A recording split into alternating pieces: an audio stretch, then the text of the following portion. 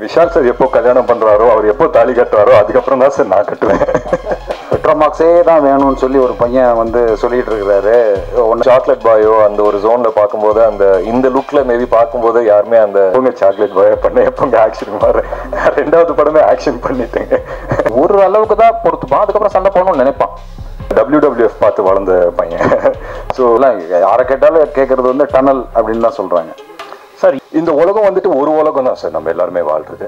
But பெர்ஸ்பெக்டிவா பாத்தீங்கன்னா 3 உலகத்துல இருக்கிற மாதிரி இருக்கும். ஒன்று ஜல்லிக்கட்டு பிரச்சனையை எடுத்துக்கிட்டிங்கன்னா அது நிறைய பேர் வந்து கரெக்ட் தானேன்னு சொன்னாங்க. நம்ம சில பேர் வந்து இவர் பக்கம் நியாயம் இருக்கு, ஒரு சில பேர் இவர் பக்கம் நியாயம் இருக்குன்னு அப்படி ஃபீல் பண்ணுவாங்க. அதாவது நாங்க வந்துட்டு ஹாலிவுட் படத்தை பார்த்து ஆஹா ஓஹோ அப்படின்னு சொல்லலாமே தவிர அதே மாதிரி இங்க படம் எடுக்கிறதுக்கு. Thank you every one. படம் பார்த்துருப்பீங்க. உங்களோட ஒப்பீனியன்ஸாக இருக்கட்டும் இல்லை கொஸ்டின்ஸாக இருக்கட்டும், நீங்கள் எதுவாக இருந்தாலும் கேட்கலாம். will answer it. But thank you everyone.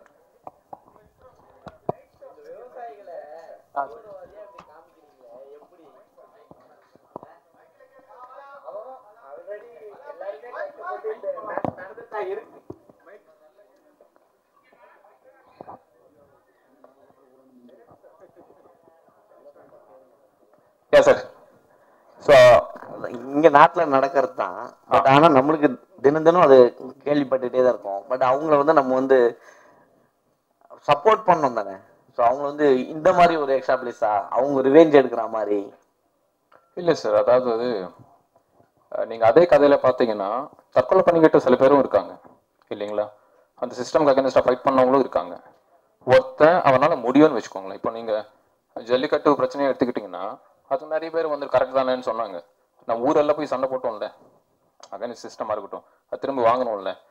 அது அவனோட பர்ஸ்பெக்டிவ் சார். சண்டை போட்டு பழகின ஒருத்தன், ஒரு சோல்ஜராக இருந்த ஒருத்தன் ஒரு அளவுக்கு தான் பொறுத்துப்பான், அதுக்கப்புறம் சண்டை போகணும்னு நினைப்பான்.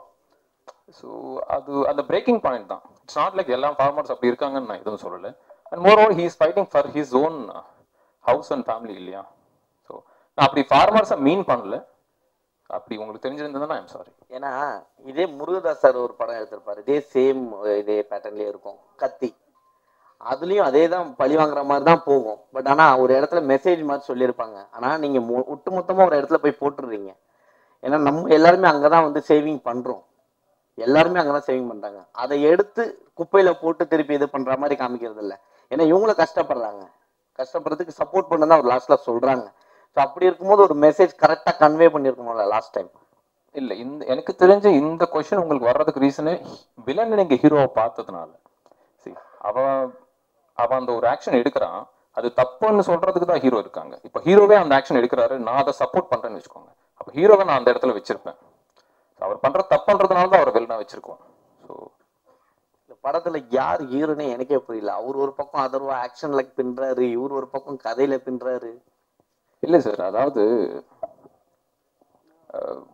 ஒரு படத்துக்கு வரும்போது வந்துட்டு ஃபர்ஸ்ட் வந்துட்டு இப்போ இருக்கிற ட்ரெண்ட் படி அந்த கதையா வந்து ஃபர்ஸ்ட் அவங்களுக்கு பிடிக்கணும். அதில் இருக்கிற எந்த கேரக்டர் நம்மளை இன்ஸ்பயர் பண்ணுவாரோ இல்லை நம்ம அதை ரசிப்போன்றது தெரியாது. படமாக அது நல்லா இருக்கணுன்றது தான் ஃபர்ஸ்ட் இன்டென்ஷன். இன்னொன்று, இவர் பண்ற எல்லா படங்களும் பார்த்தீங்கன்னா படத்துல அவர் ஹீரோவா மாறுற படம் தான் பண்றாரு தவிர ஹீரோவா அவர் வந்து படம் பண்ணல. இனி ஃபிலிம் பார்த்தீங்கன்னா DNA பாருங்க, ரீசெண்டாக அவர் பண்ண எல்லா படத்துலையுமே அவர் அந்த கேரக்டர்ல இருந்து மெதுவா ஹீரோவா மாறுற படம் தான் பண்றாரு. ஸோ அதனால தான் அவருக்கு அந்த கதை சொன்னதும் வந்துட்டு அவரு பிடிச்சிருந்தது. ஸோ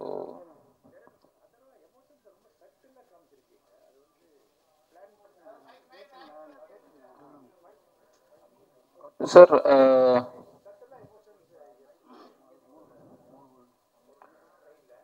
இல்லை சார், அது ஆக்சுவலாக என்னன்னா இப்போ அவங்க ஃபேமிலியில கிரியேட் ஆகிற எல்லா பெயினுக்குமே அவர் தான் காரணம் அப்படிங்கும்போது அந்த கில்ட் தான் நமக்குள்ள இருக்கும்.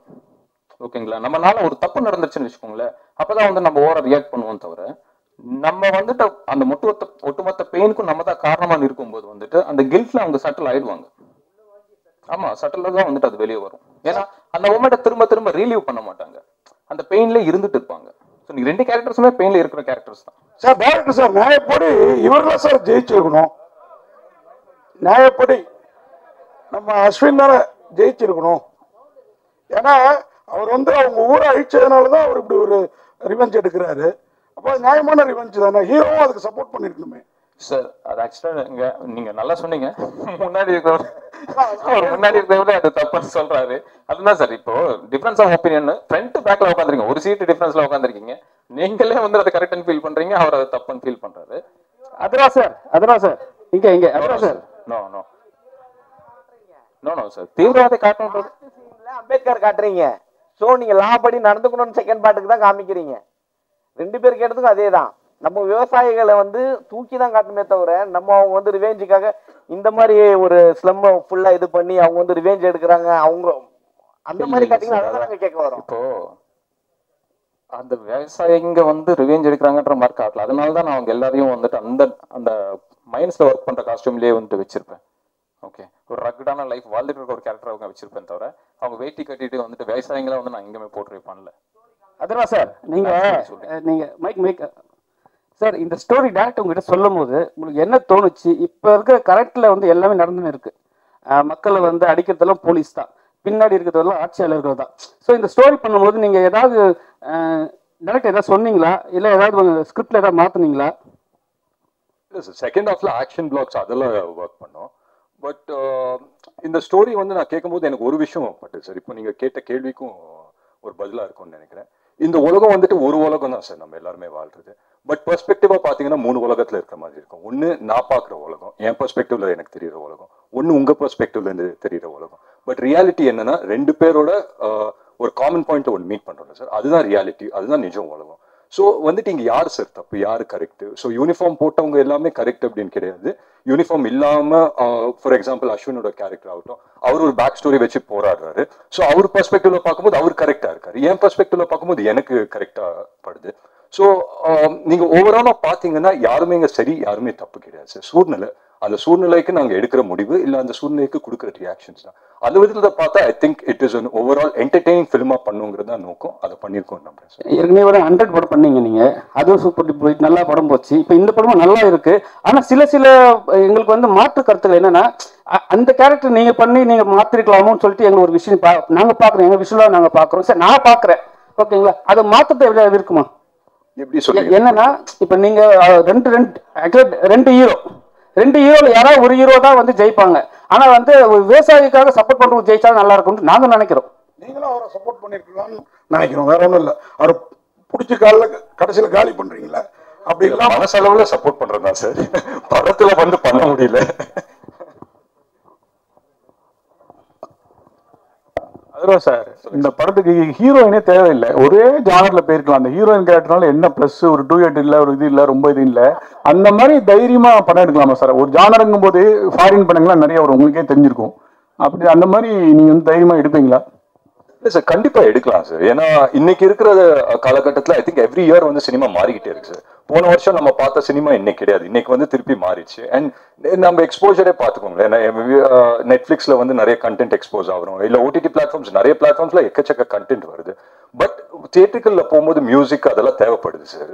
ஸோ நம்ம 2.5 hours நம்ம ஒரு படம் பண்றோம்னா இதுதான் நம்மளோட ரூட்ஸ் இல்லை சார். அஃப்கோர்ஸ் நாங்கள் வந்துட்டு ஹாலிவுட் படத்தை பார்த்து ஆஹா ஓஹோ அப்படின்னு சொல்லலாமே தவிர, அதே மாதிரி இங்கே படம் எடுக்கிறதுக்கு அவங்க இருக்காங்களே சார். இங்கே வந்துட்டு நம்ம ரூட்ஸ்க்கு தகுந்தாப்புல ஒரு படம் எடுக்கலாமே அப்படின்னா, அண்ட் நம்மளோட ரூட்ஸ் என்ன சார்? மியூசிக் நமக்கு தேவை. அண்ட் மியூசிக் இல்லாமல் ஒன்றுமே கிடையாது இல்லை சார். இந்தியாவை பொறுத்த வரைக்கும், இல்லை இந்தியன் சினிமாவை பொறுத்த வரைக்கும் music is a must. So அதுதான். அஸ்வின் சார், அஸ்வின்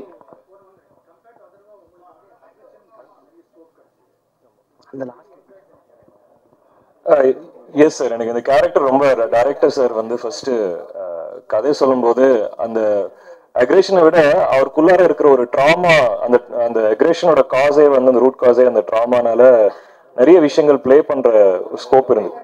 பாடி லாங்குவேஜ்ல வந்து ஏன்னா எக்ஸ் மிலிட்ரி எக்ஸ் சோல்ஜர்னு வரும்போது கொஞ்சம் ஸ்டிஃபா ஸ்டில்லா அது உள்ளுக்குள்ள ஒரு விஷயம் வந்து பாயில் ஆகுறது. பட் ஹீ இஸ் நாட் ஒரு ஃபிளாம்பாயிண்டான ஒரு கேரக்டரோ, ரொம்ப ஒரு ஆமா அந்த கண் பார்வையும் வந்து ரொம்ப யூஸ்வலா ஆக்டர்ஸ் வந்து கொஞ்சம் எக்ஸ்பிரசிவா இருக்கணும்னு சொல்லி நம்ம ஃபேஸ் ஐஸை வந்து எக்ஸ்பிரசிவா நம்ம ட்ரை பண்ணுவோம். பட் இந்த படம் பொறுத்த வரைக்கும் இந்த மோர் ஐஸ் வந்து கொஞ்சம் கண்ணு வந்து கொஞ்சம் டெட்டா, அது வந்து சிங்கிள் மைண்ட் ஃபோக்கஸோட இருந்தா அது பெட்டரா இருக்கும் அந்த character. Okay okay, thank you sir. Ashwin sir, நாக்கில் ஃப்ராக்சர்னு பார்த்தோம், அப்புறம் பொன்னியின் செல்வன் நல்ல ஒரு ஸ்டோரிஸ்லாம் பண்ணி திடீர்னு ஒரு பெரிய ஒரு லீடர் கெட்டப்பில் வந்திருக்கீங்களே, சொன்னாரா உங்களுக்கு இந்த மாதிரி நீங்க லுக்ல வரணும் அப்படின்னுட்டு? இல்ல அப்படி டைமிங் அப்படி அமைஞ்சது சார். லுக்கா பாத்தீங்கன்னா டைமிங் அப்படி அமைஞ்சது அந்த டைம்ல. எனக்கு என்னென்ன ஒரு வருத்தம்னா, ஒரு ஆக்டரா வந்து எனக்கு நிறைய கேரக்டர் பண்ணணும்னு ஆசை, நெகட்டிவ் ரோல் பண்ணணும்னு ஆசை. ஆனா மேபி அந்த சாக்லேட் பாயோ அந்த ஒரு ஜோன்ல பார்க்கும்போது அந்த இந்த லுக்ல மேபி பார்க்கும்போது யாருமே அந்த விஷுவல் அது அமையலை அப்படி. ஸோ ரவி சார் வந்து அப்போ கேட்கும்போது ஆக்சுவலா ரவி சார் வந்து ஃபர்ஸ்ட் ஃபோன்ல பேசும்போது வாய்ஸை பேஸ் பண்ணி தான் பேசலாம், நீங்க ஆஃபீஸ்க்கு வாங்கன்னு அப்படி சொன்னாரு. அண்ட் அவர் கதை சொல்லும் போதே தெரிஞ்சிச்சு இவ்வளோ ஸ்கோப் இருக்கு. ஏன்னா சம்டைம்ஸ் வந்து நம்ம ஃபீல் பண்ணுவோம் அது வந்து வெறும் ஒரு வில்லன் இருக்கான், அது வந்து அதுக்கு ஒரு உருவம் தேவைன்னு மட்டும்தான் கூப்பிடுவாங்க. பட் இதுல ஒரு சோல் இருந்துச்சு அந்த கேரக்டருக்கு. ஸோ அது எனக்கு ரொம்ப பிடிச்சிருந்தது. அண்ட் இப்போ நீங்க ஒரு கேட்குறீங்களா ஒரு சில விஷயங்கள், அந்த கதையோட சக்சஸே அங்கதான் நினைக்கிறேன். இதுல யார் ஹீரோ யார் வில்லன்ற ஒரு விஷயம் உங்களுக்கு யோசிக்க வைக்கும்போது மேபி ஒரு சில பேர் வந்து இவர் பக்கம் நியாயம் இருக்கு, ஒரு சில பேர் இவர் பக்கம் நியாயம் இருக்குன்னு அப்படி ஃபீல் பண்ணுவாங்க. அதுதான் அந்த கதையோட வெற்றின்னு நான் நினைச்சுக்கிறேன் sir. Correct sir. Captain Prabhakaran அந்த படம் தான் ஹெல்மெட்ல அந்த லைட் வச்சு அவ்வளோ பேரை காட்டுவாங்க. காட்டு நானும் பேசிட்டு இருந்தோம். அதுக்கப்புறம் இந்த படம் தான் அதிகமா நீங்க கொண்டு வந்திருக்கீங்களோ அப்படின்றது நாங்க இல்ல அவர் கேப்டன் பிரபாகரன் விட கவுண்டமணி சார் போட்டதுனால பயங்கர ஃபேமஸ், அது வேற விஷயம். இல்ல சார், அந்த ஐடியா வந்துட்டு கேமராமேன் சார். சின்ஸ் வந்து நாங்க அந்த செட்ல ஷூட் பண்ணிட்டு இருக்கும்போது அந்த லைட்ஸ் வந்து ஒரு சைட்ல இருந்து தான் நம்ம த்ரோ பண்றோம் இல்லைங்களா. ஸோ அது வந்துட்டு அவர் கேமராவும் அவர் தான் சூஸ் பண்ணார், நம்ம பிக் பண்ணணுன்றது. ஸோ அந்த ஸ்ட்ரீக்ஸ் இதெல்லாமே பியூட்டிஃபுல்லா இருக்கும்னு சொல்லிட்டு அந்த ஹெல்மெட் கேமரான்ற ஐடியா அவர் கொடுத்தது தான். அஸ்வின் சார், ஒட்டுமொத்த போலீஸையும் காலி பண்ற மாதிரி ஒரு சீன் பண்ணியிருக்காங்க. எல்லாருமே அவ்வளோ ரொம்ப டென்ஷனான இடத்துல வந்து நீங்க வச்சிருக்கீங்க. டேரக்டர் உங்ககிட்ட கதை சொல்லும் போது இந்த விஷயம் இருக்குன்னு சொல்லும் போது உங்களுக்கு என்ன தோணுச்சு? ஏன்னா இப்ப இருக்கிற போலீஸ்லாம் வந்து அவங்க ஏதாவது அகேன்ஸ்ட் ஏதாவது பேசினாவே வந்து புள்ள பூச்சி போட்டுறாங்க, அடிக்கிறாங்க. உங்களுக்கு என்ன தோணுச்சு? இல்ல கடைசியில ஒரு படம் தான் நீங்க கேக்குற கேள்வி, அதாவது நேர்ல வந்து போலீஸா வந்து வண்டியை பிடிச்சு நீங்க என்னங்க இப்படி நடிச்சிருக்கீங்கன்னு அது அப்படிதான் கேக்குறீங்களா? அதுக்கு அதான் அதுக்கு எல்லாமே ஒரு கதாபாத்திரம் தான் சார். அண்ட் கதையா முடியும் போது அதர்வாவோட கேரக்டர் வந்து ஹீரோட கேரக்டர் சொல்றது அதானே, அந்த டைம்ல வந்து காது கொடுக்கறதுக்கு நம்ம இருந்திருக்கணும் அப்படி வந்து சொல்றாரு. ஸோ ஐ திங்க் அது ஒரு பேலன்ஸ்டா தான் அந்த மெசேஜ் வந்து வருதுன்னு எனக்கு தோணுது சார். டேரக்டர் சார், இந்த படம் உண்மையாவே ஒரு டிஃப்ரெண்டா இருக்குது பார்த்தப்பறம். அதுவும் இவர் வந்து உங்களுக்கு பரணி மேல என்ன கோவம்னு தெரியல. அவர் பிக் பாஸ்ல மதுளேறி குடிச்ச மாதிரி இங்கேயும் குதிக்க விட்டுருக்கீங்க. அதே மாதிரி அவர் தலையை ஒரே சிவில பயங்கர இதுவா இருந்தது. நான் வில்லன், அதனாலதான் அவர் எங்களை உட்கார வச்சாரு. ஹீரோன்னு அவரையும் சொல்றோம்னா அது ஒரு காரணம் இந்த படத்துல. வாழ்த்துக்கள். இந்த படம் எந்த அளவுக்கு டிஸ்ட்ரிபியூஷன் யாரு, ஏன்னா பெரிய லெவல்ல பண்ணிருக்கீங்க, படம் புதுசா இருக்குது, யார் பண்ற என்ன அவங்க வந்திருக்காங்களா? சார் தான் வந்து ரிலீஸ் பண்றாரு, தமிழ்நாட்டு ரிலீஸ் அவர் தான் பண்றாரு. அந்த டிஸ்ட்ரிபியூட்டர் இதெல்லாம் வந்து சார் தான் கேட்கணும் நீங்க.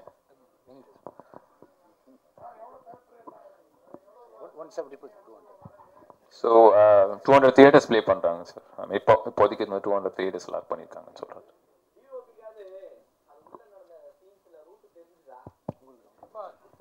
நாங்க எல்லாருமே வந்து கையில ஒரு மேப்போட தான் சுத்திட்டு இருந்தோம். பெருசா வந்து போட்டோ கார்டு போட்டு படத்துக்கு கையில மேப் போட்டு டனல்னு டைட்டில் வச்சிருக்கீங்க. டனல்னு வச்சா என்ன கொஞ்சம் பொருத்தமா இருந்தா? ஆமா, தெலுங்குல வந்து டனல் தான். ஓகே, தெலுங்கு வந்து டனல் தான். வாழ்த்துக்கள். நானும் இங்க எல்லார்ட்டையும் சொல்லி பார்ப்பேன், படம் என்ன டைட்டில் என்ன டனல் அப்படின்னா டனலான்னு தான் எல்லாரும் கேட்கறாங்க.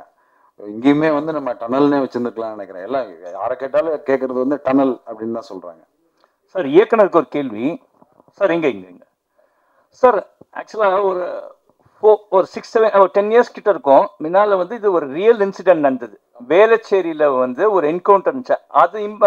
அதை இன்ஸ்பயர் பண்ணி தான் எடுக்கப்பட்டது. ஆமா சார், ஆமா சார். அதுதான் அந்த ஐடியா ஸ்டார்ட் ஆனதை வந்துட்டு அந்த டைம்ல நாங்க திருவான்மையூர்ல தான் இருந்தேன் சார். ஸோ அந்த டைம் அது நடக்கும்போது வந்துட்டு நான் அங்க போயிருக்கேன். ஐ மீன் அந்த அட்மாஸ்பியர் இதெல்லாம் பார்த்துருக்கேன். அந்த இன்சிடென்ட்ல இருந்து ஒருவேளை அவங்க சைடு ஒரு நியாயம் இருந்து அந்த சைட்ல இருந்து ஒருத்தன் அந்த கோவத்தோட வந்தா இப்படி இருக்கும் அப்படின்றதுல இருந்து தான் அந்த கேரக்டர் ஸ்டார்ட் ஆச்சு. என்னோட கேரக்டர் ஸ்டார்ட் ஆச்சு. அது முடிக்கும் போது தான் ஒருவேளை அதை ஸ்டாப் பண்ணணுன்ற ஒரு கேரக்டர் கிரியேட் பண்ணா அதுக்கப்புறம் தான் அந்த கதை ஃபார்ம் ஆச்சு. மீதி நீங்க கன்சீவ் பண்ணது தான். ஆமா சார். இப்போ நீங்க ரோட்ல போறீங்க, 2 பேர் வந்து சண்டை போட்டுட்டு இருக்காங்க. அவங்க 2 சைடு வந்துட்டு அவன் நம்புறதை வந்து கரெக்ட்ன்றதுனால தான் அந்த ஆர்குமெண்ட்டே போயிட்டு இருக்கும். இல்ல நீதான் தப்பா வந்த, இல்ல நீதான் தப்பா வந்தேன்னு சொல்றேன், இல்லப்பா நான் எந்த தப்பு சாரி அப்படின்னு சொன்னா அது முடிஞ்சிருக்கும். Still it is a question mark தான். இன்னும் அது ஃபேக் என்கவுண்டரா உண்மையான என்கவுண்டரான்றது இனி வரைக்கும் ஒரு கேள்விக்குறி தான். இல்ல சார், அது நீங்க சொல்றீங்க, நான் சொல்லல. நீங்க சொல்ல, பட் இதுதான் இனி வரைக்கும் நடக்கிறது. Maybe sir. இதுல சென்சார்ல எதுனா உங்களுக்கு எதுனா இருந்துச்சா இஷ்யூ? இல்ல சார், ஆக்சுவலி வந்துட்டு அவங்க கண்டுபிடிக்கலன்னு நினைக்கிறேன். நீங்க கண்டுபிடிச்சு அவங்க வந்து அது கேட்கவே இல்லை. I'm sorry. இது இந்த டிஓபி அப்புறம் இவர் ஆர்ட் டைரக்ஷன், இந்த ரெண்டுமே இன்னும் 2 ஹீரோ மாதிரி ஆயிடுச்சு படத்துல. வாழ்த்துக்கள். Thank you sir. Thank you. Thank you sir. Thank you.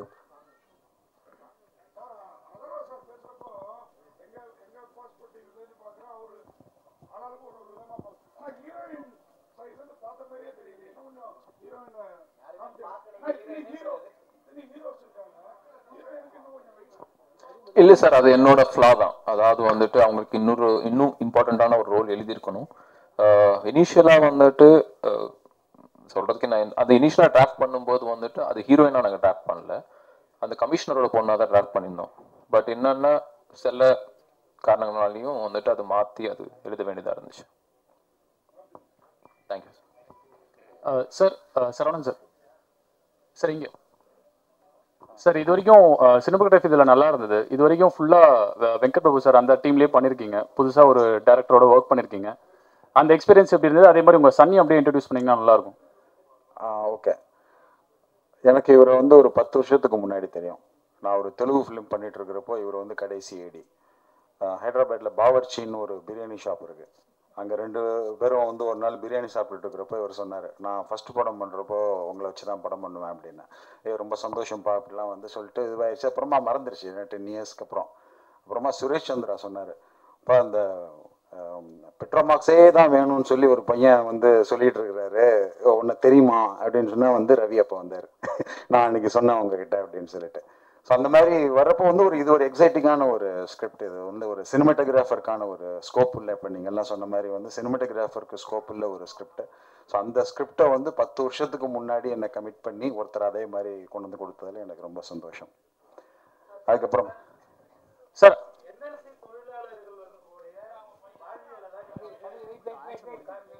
Answer முடிக்கல சார். உங்கள் சன் இன்ட்ரடியூஸ் பண்ணல. ஆமாம், இவர் ஷர்வா ஆல்ரெடி வந்து ஹார்ட் பீட்ல வந்து ஒரு பண்ணிட்டு இருக்காரு.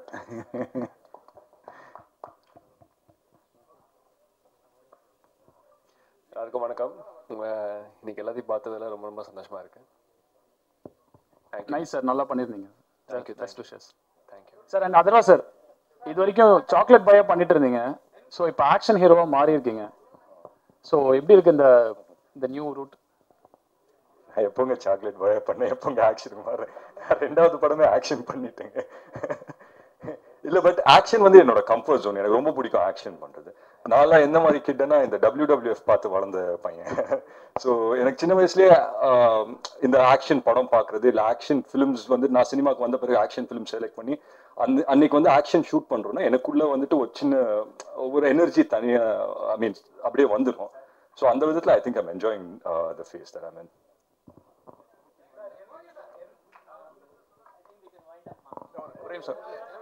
சார் அதுவா சார், விஷால் சார் வந்து பிறந்தநாள் அன்னைக்கு சொன்னாரு, நான் இவ்வளவு நாள் வந்து பேச்சுலரா இருந்துட்டேன், இப்போ வந்து கரெக்டா வீட்டுக்கு போகணும், ஃபேமிலிலாம் வந்து இதாயிருக்கு. அதே மாதிரி தம்பி அதர்வா வந்து பேச்சுலரா இருக்காரு, அடுத்த கல்யாணம் அவருக்கு தான் பண்ணணும் அப்படின்னு எனக்கு பேட்டியே சொல்றாரு. அதை பத்தி எப்போ என்னைக்கு கல்யாணம் பண்ண போறீங்க, என்ன கருத்து? விஷால் சார் எப்போ கல்யாணம் பண்றாரோ, அவர் எப்போ தாலி கட்டுறாரோ அதுக்கப்புறம் தான் சார் நான் கட்டுவேன். தேங்க்யூ, ரொம்ப தேங்க்ஸ் எல்லாரும் வந்ததுக்கு.